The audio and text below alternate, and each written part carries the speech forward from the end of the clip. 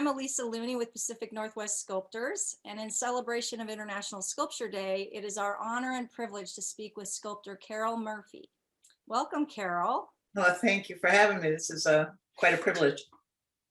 Carole Murphy has been a generous contributor to our sculpture community as former president and 14-year board member of Pacific Northwest Sculptors, former director of the Sculptors Gallery, and an inclusive and collaborative sculptor and teacher in the Portland community. Carole takes green medias such as recycled steel, recycled fiber clay, aerated cement, and nature, and creates beautiful elemental organic forms and abstract interpretations. In celebration of International Sculpture Day, we're exploring the theme of unrecognized. What brought this to our attention was the recent York sculpture anonymously installed on Mount Tabor in Portland.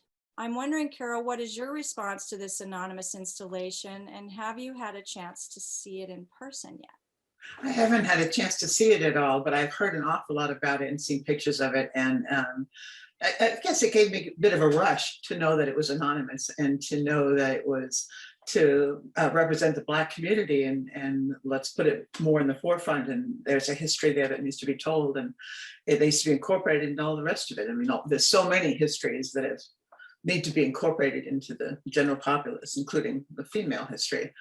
But to have it be anonymous, I think is, to me, one of the most powerful aspects of it. And I say that because so many people and so many sculptors and so many artists in general believe that you aren't really successful unless you are well known. And it's really kind of irrelevant because the work has already been done, because the change has already taken place in that person, and that change has already been shared with the world. And that is the essence of art, and that's the importance of art. It is the making of it that shifts the world.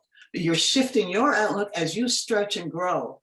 And each time that you do that, you become more, you become clearer and cleaner, and you understand everything. But it just shifts the world. It shakes everything. And so I found it profoundly wonderful to have somebody not give a damn who made it. Or the world not give a damn who made it, and just embrace it for what it is. And it's a fabulous piece. And I wondered, is there someone in your life or in history, past or present, that you would like to see honored with a public sculpture? Oh, yeah, Rick Gregg, of course, right? There's another one too, though. It's Tony Yurkevich, who is really the person that kind of instigated it for me in childhood, my love of sculpture, or awoken it in me, I guess is really the word, because I don't know that even if he wasn't there, probably something else would have, but he was the person that did. He was a farmer and a sculptor, and it was wonderful things that he brought to life. Everything he touched was art, everything. Have you had an experience with a specific artwork that's changed or enhanced your life in some way? I think you mentioned that. Tony Yurkevich, it wasn't the first piece he made. The first piece I saw that he made, what just blew me away. And I was probably, I don't know, 4 or 5. And it would just, I mean, I was, who is this man who could create such things? Wow. Just in awe. And the ripple effect of that in my life has been pretty profound. Yeah. With the idea of equity as access, can you think of ways that you as an artist or educator or our PNWS organization could support unrecognized artists to increase their opportunities or visibility?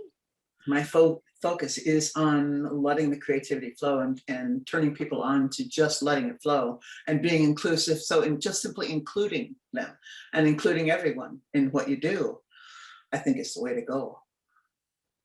The idea is to bring equity and access to marginalized communities. So I think just bringing them to the table is probably what you're saying. Yes, yeah, including them in the sculptures and create together. And yeah, I mean, I was invited to go to New Zealand, and a big part of the collaboration down there, of course, it didn't happen because of COVID, but that was terribly exciting to me to collaborate with all of the native New Zealanders and people from all over the world together and see what came out of it. Are you familiar with Frogwood collaborations? No. Oh, well, Lisa, it's something you'd love. It is a community that is local, and there are a number of them around the world, not with the same name, but there are a number of organizations do the same thing, which is to find, there's 50 that are here in Oregon that get together. Was once a year, it's now moved to every other year. And for 7 days and 7 nights, that's what you do. You get up and you eat, breathe, and sleep art. It's just so exciting. It's just like the first couple of days, you're kind of like tentative. And then you realize that, no, there are no walls here. You just do. And so all the walls go down and everybody's doing everything. And you're maybe making 15 pieces with a bunch of different people. It's just incredible. It's a rush. It's just, and the stuff that comes out of it. And then there's an auction at the end of it where they auction off all the art to help support the next time around. Yeah. Wow, what a fantastic project. So that's all Yeah. collaborative work, you say? That's all collaborative. Yeah. That's about the only rule. Well, number one is be safe. And the other one is don't make it alone. Amazing stuff. Yeah. There is one here that I've gone to that's just profound. It's just changes your life to go, really, and are wanting to share and wanting to move and branch out into other areas. So wonderful stuff. Yeah. Is there something that you would like to do with your art or teaching your craft that could use group or technical support? Everything. Seriously, I mean, I teach now mixed media, and so I'm constantly stretching in new directions to new mediums and beyond, and in new ways and new relationships, and doing it with students. And if there's one thing I've learned about teaching, is you're learning from your student all the way through. Everyone is teaching you, and it's, yeah, it is a collaborative affair to teach. So you're constantly making stuff with people all the time if you're awakening their spirit, which is wonderful. Yeah. Turning to the unrecognized theme, Yeah. What are we leaving anything out of this discussion? Just there needs to be more of it, but yeah, I mean, to include more diverse group would be wonderful. Yeah. Yeah. Absolutely wonderful. Yeah.